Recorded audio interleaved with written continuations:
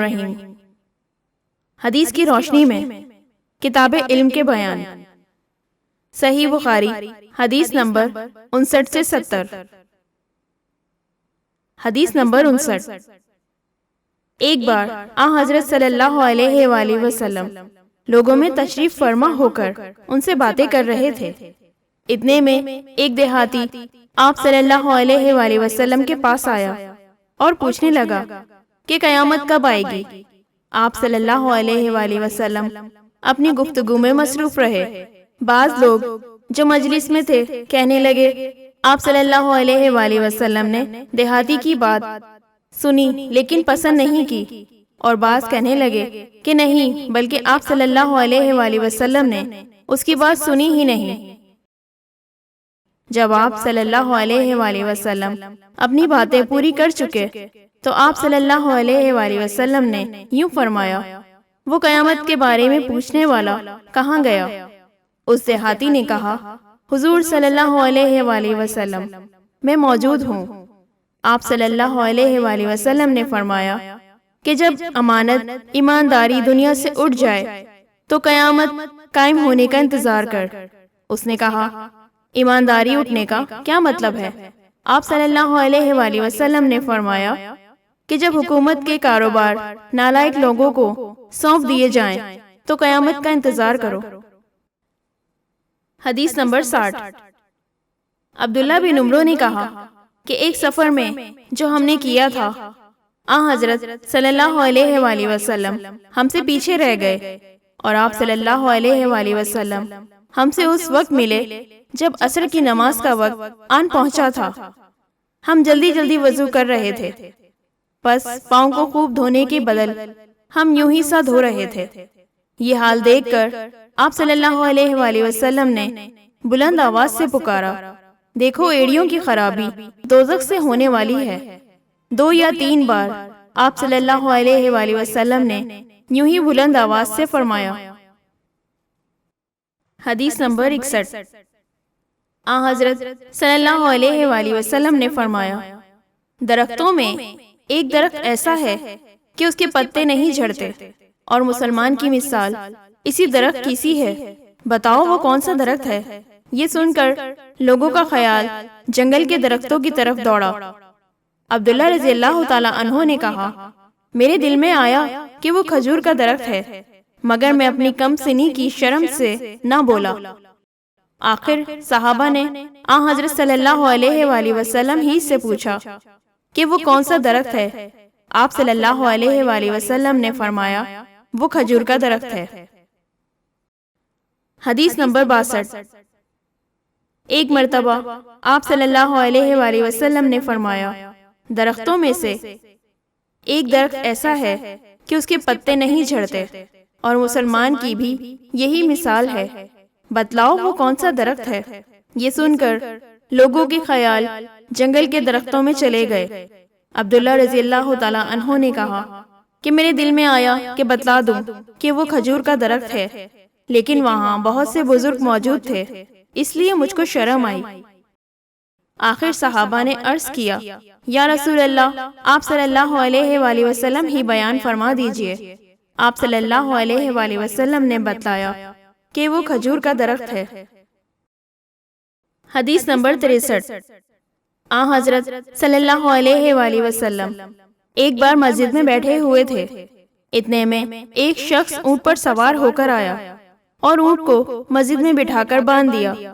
پھر پوچھنے لگا، بھائیوں تم لوگوں میں محمد صلی اللہ علیہ وآلہ وسلم کون سے ہیں؟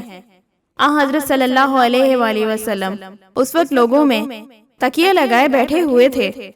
کسی نے کہا، حضرت محمد صلی اللہ علیہ وآلہ وسلم یہ سفید رنگ والے بزرگ ہیں جو تکیہ لگائے ہوئے تشریف فرما ہیں۔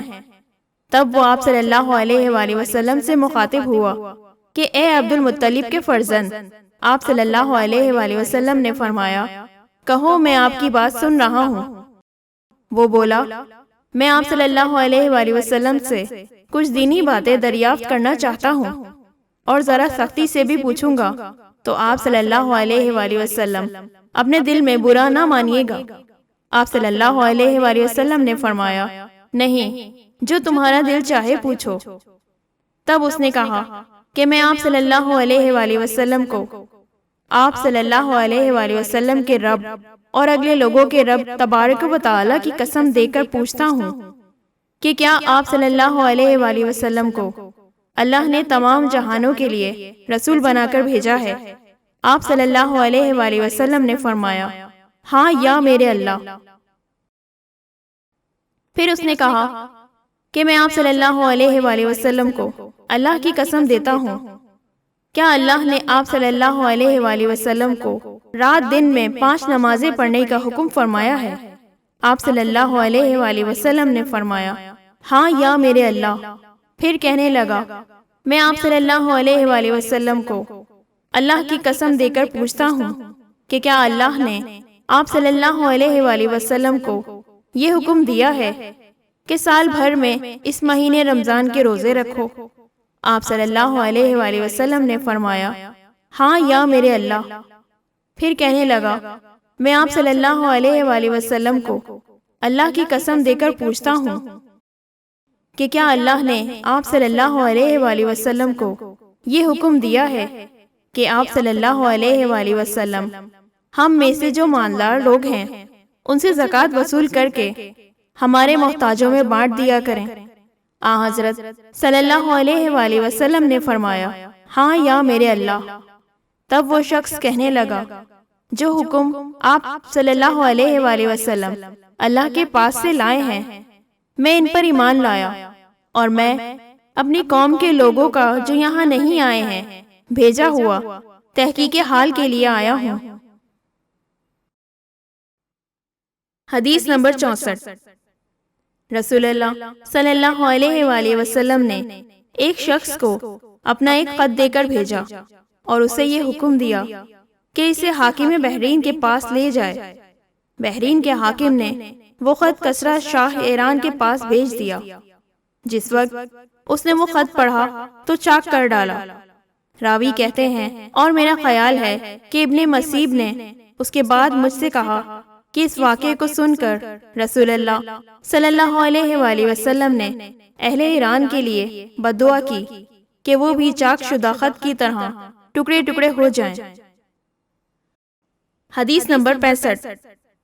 رسول اللہ صلی اللہ علیہ وآلہ وسلم نے کسی بادشاہ کے نام دعوت اسلام دینے کے لیے ایک خط لکھا یا لکھنے کا ارادہ کیا تو آپ صلی اللہ علیہ وآلہ وسلم سے کہا گیا کہ وہ بغیر مہر کے خط نہیں پڑھتے، یعنی بے مہر کے خط کو مستند نہیں سمجھتے۔ تب آپ صلی اللہ علیہ وآلہ وسلم نے چاندی کی انگوٹھی بنوائی جس میں محمد رسول اللہ کندہ تھا۔ حدیث نمبر 66۔ ایک مرتبہ رسول اللہ صلی اللہ علیہ وآلہ وسلم مسجد میں تشریف فرما تھے اور لوگ آپ صلی اللہ علیہ وآلہ وسلم کے ارد گرد بیٹھے ہوئے تھے کہ 3 آدمی وہاں آئے۔ ان میں سے 2 رسول اللہ صلی اللہ علیہ وآلہ وسلم کے سامنے پہنچ گئے اور ایک واپس چلا گیا۔ راوی کہتے ہیں کہ پھر وہ دونوں رسول اللہ صلی اللہ علیہ وآلہ وسلم کے سامنے کھڑے ہو گئے۔ اس کے بعد ان میں سے ایک نے جب مجلس میں ایک جگہ کچھ گنجائش دیکھی تو وہاں بیٹھ گیا، اور دوسرا اہل مجلس کے پیچھے بیٹھ گیا، اور تیسرا جو تھا وہ لوٹ گیا۔ تو جب رسول اللہ صلی اللہ علیہ وآلہ وسلم اپنی گفتگو سے فارغ ہوئے تو صحابہ رضی اللہ تعالیٰ عنہ سے فرمایا، کیا میں تمہیں 3 آدمیوں کے بارے میں نہ بتاؤں؟ تو سنو۔ ان میں سے ایک نے اللہ سے پناہ چاہی، اللہ نے اسے پناہ دی، اور دوسرے کو شرم آئی تو اللہ بھی اس سے شرمایا کہ اسے بھی بخش دیا، اور تیسرے شخص نے منہ موڑا تو اللہ نے بھی اس سے منہ موڑ لیا۔ حدیث نمبر 67۔ رسول اللہ صلی اللہ علیہ وآلہ وسلم اپنے اونٹ پر بیٹھے ہوئے تھے اور ایک شخص نے اس کی نکیل تھام رکھی تھی۔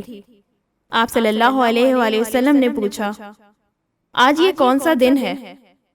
ہم خاموش رہے حتیٰ کہ ہم سمجھے کہ آج کے دن کا آپ صلی اللہ علیہ وآلہ وسلم کوئی دوسرا نام اس کے نام کے علاوہ تجویز فرمائیں گے۔ پھر آپ صلی اللہ علیہ وآلہ وسلم نے فرمایا، کیا آج قربانی کا دن نہیں ہے؟ ہم نے عرض کیا، بے شک۔ اس کے بعد آپ صلی اللہ علیہ وآلہ وسلم نے فرمایا، یہ کون سا مہینہ ہے؟ ہم اس پر بھی خاموش رہے اور یہی سمجھے کہ اس مہینے کا بھی آپ صلی اللہ علیہ وآلہ وسلم اس کے نام کے علاوہ کوئی دوسرا نام تجویز فرمائیں گے۔ پھر آپ صلی اللہ علیہ وآلہ وسلم نے فرمایا، کیا یہ ذی الحجہ کا مہینہ نہیں ہے؟ ہم نے عرض کیا، بے شک۔ آپ صلی اللہ علیہ وآلہ وسلم نے فرمایا، تو یقیناً تمہاری جانیں اور تمہارے مال اور تمہاری آبرو تمہارے درمیان اسی طرح حرام ہے جس طرح آج کے دن کی حرمت تمہارے اس مہینے اور اس شہر میں ہے۔ پس جو شخص حاضر ہے اسے چاہیے کہ غائب کو یہ بات سمجھا دے، کیونکہ ایسا ممکن ہے کہ جو شخص یہاں موجود ہے وہ ایسے شخص کو یہ خبر پہنچائے جو اس سے زیادہ یاد رکھنے والا ہو۔ حدیث نمبر 68۔ رسول اللہ صلی اللہ علیہ وآلہ وسلم نے ہمیں نصیحت فرمانے کے لیے کچھ دن مقرر کر دیے تھے، اس ڈر سے کہ کہیں ہم کبیدہ خاطر نہ ہو جائیں۔ حدیث نمبر 69۔ آپ صلی اللہ علیہ وآلہ وسلم نے فرمایا، آسانی کرو اور سختی نہ کرو، اور خوش کرو اور نفرت نہ دلاؤ۔ حدیث نمبر 70۔ عبداللہ ابن مسعود ہر جمعرات کے دن لوگوں کو واعظ سنایا کرتے تھے۔ ایک آدمی نے ان سے کہا، اے ابو عبد الرحمن، میں چاہتا ہوں کہ تم ہمیں ہر روز واعظ سنایا کرو۔ انہوں نے فرمایا، تو سن لو کہ مجھے اس امر سے کوئی چیز مانع ہے، تو یہ کہ میں یہ بات پسند نہیں کرتا کہ کہیں تم تنگ نہ ہو جاؤ، اور میں واعظ میں تمہاری فرصت کا وقت تلاش کیا کرتا ہوں۔ جیسا کہ رسول اللہ صلی اللہ علیہ وآلہ وسلم اس خیال سے کہ ہم کبیدہ خاطر نہ ہو جائیں واعظ کے لیے ہمارے اوقات فرصت کا خیال رکھتے تھے۔ احادیث مبارکہ سننے کے لیے ہمارا چینل سبسکرائب کریں۔